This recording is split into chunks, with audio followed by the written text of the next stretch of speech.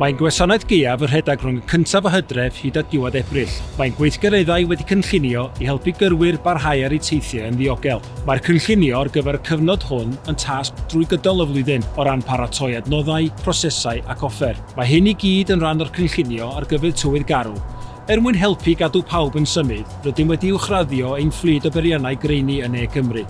Mae'r rhain mewn 11 depo sydd wedi lleoli'n strategol ar draws y rhwydwaith, fel yr un yma yng Nghaerdydd. A ddechrau pob Gaeaf, rydym yn anelu i gael dros 20,000 tunnell o halen yn ein esgyborau. Rydym yn defnyddio rhain i roi halen ar tua 600 km o lwybrau ar rhwydwaith ffyrdd strategol yn Cymru. Fel arfer, mi fydd yna tua 83 noson o greini a chynor tymor sydd yn parhau 212 o diwrnodau. Yn y ganolfan rheoli traffig, mae'n staff yn yr stafell rheoli yn defnyddio'r camerâu, data archif traffig a rhagolygon tywydd i nodi'r amser gorau i anfon ein peiriannau greini allan.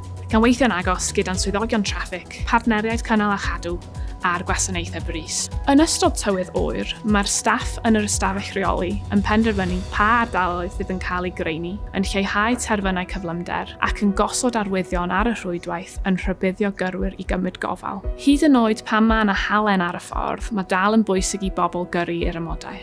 Maen nhw hefyd yn anfon swyddogion traffig allan cyn gyntad a phosib i helpu'r cyhoedd os oes digwyddiad neu mae rhywun yn torri lawr ar y rhwydwaith. Mae hyn i gyd yn caniatáu i ni ddiweddaru'r cyhoedd gyda'r ymodau teithio diweddaraf ac yn helpu i gadw gyrwyr yn symud dros y Gaeaf.